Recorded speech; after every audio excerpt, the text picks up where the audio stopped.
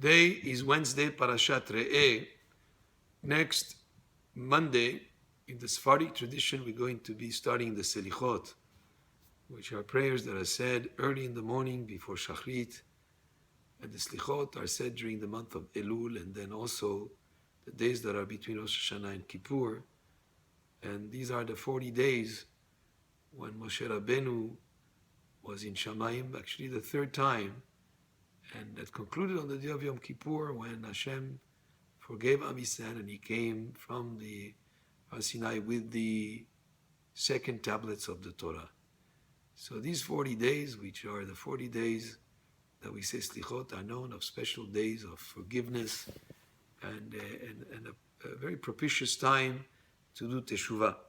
So we've been learning here at Ema Banim the Hilkhot Teshuvah from the book of Harambam, from the Mishneh Torah Harambam, the section that has to do with Hilkhot Teshuvah, with the halachot that have to do with Teshuvah. And it's Teshuvah when a person repents, he recognizes that he's done something wrong, he confesses his sin, he makes a decision not to do again the same sin, he abandons the sins, and for the future he commits and resolves not to do that again.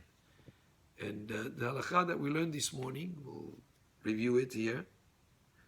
אין התשובה ולא יום הכיפורים מכפרים אלא על עבירות שבין אדם למקום. Tshuva and Yom Kippur atone only for sins that are between a person and God. כגון מי שאכל, like a person who ate דבר אסור, ate forbidden food, maybe non-kosher food. או שבעל בעילה אסורה, or engage in a forbidden relationship with a lady who was forbidden to him.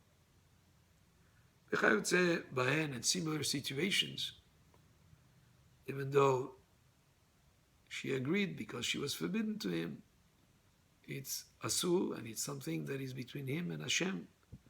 He ate non-kosher food, he did something that was not permitted to do on Shabbat.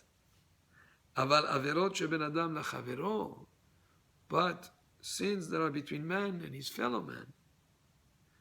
כגון החובל את חברו, like a person who injures another person, או המקלל חברו, or he curses another person, או גוזלו, or he steals from him, וכיוצא בהן, and different similar situations where he has wronged somebody, not between him and Hashem, but between him and another person.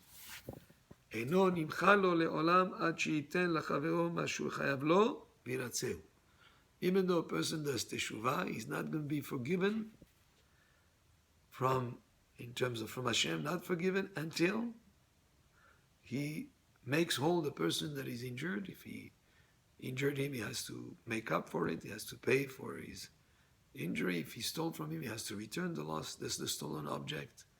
Whatever that he wronged the other person, he has to make good on it. Viratzeu, and he has to appease him. So not only does he pay him back what he owes him, but he has to appease him. He has to talk to him in a way where the person himself will forgive him for the wrongdoing.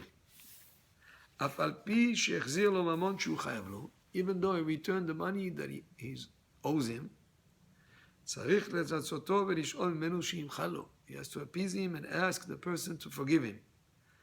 אפילו לא הקנית חברו אלא בדברים. Even if he upset the other person only by saying certain things. He said certain words that offended his friend. He said certain comments that were hurtful to his friends. His friend was offended. Still, צריך לפייסו ולפגוע בו עד שימחה לו. He has to appease him and approach him repeatedly until he forgives him. לא רצה חברו למחול לו. What about if his colleague, if his friend is stubborn, he doesn't want to forgive him? מביא לו שורה של 3 בני אדם מרעיו ופוגעים בו ומבקשים ממנו. Then he should bring 3 of his friends, of the friends of that person that we're asking forgiveness from, 3 of his friends to convince him to forgive.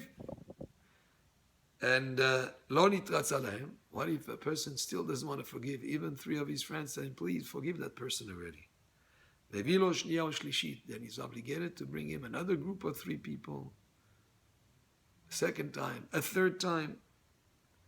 If after 3 times, the guy still doesn't want to forgive, then he's allowed to just let him alone, and he doesn't need to pursue the matter anymore. And the person who didn't forgive now at that point is the one who's the sinner. Because he's been asked to forgive and he didn't want to, so now he's the sinner, not the one that has wronged him. What about if the wronged party was his teacher, his Rabbi?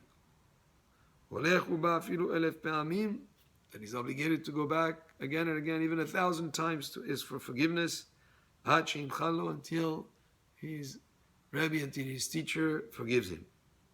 The next halacha says, Asur le'adam liot achzari ve'lo yitpayes, ela yenoch lirtzot ve'kashe lichos. It is forbidden for a person to be cruel and to refuse to be appeased, to refuse to forgive. Rather, a person should easily be pacified, and kashe lichos, and hard to anger. Should be very, very difficult to get you angry. And if you get angry for something that was very grave, forgive, be easy to forgive. And when the person who sinned against him asks him for forgiveness, he should forgive fully with a complete heart and willing spirit. Even if he aggravated him and he wronged him very severely, he still should not seek revenge or bear a grudge, but rather to be forgiving. And that was from the Hilkhot Teshuvah from Rambam. Baruch Adonai le'olam. Amen ve'amen.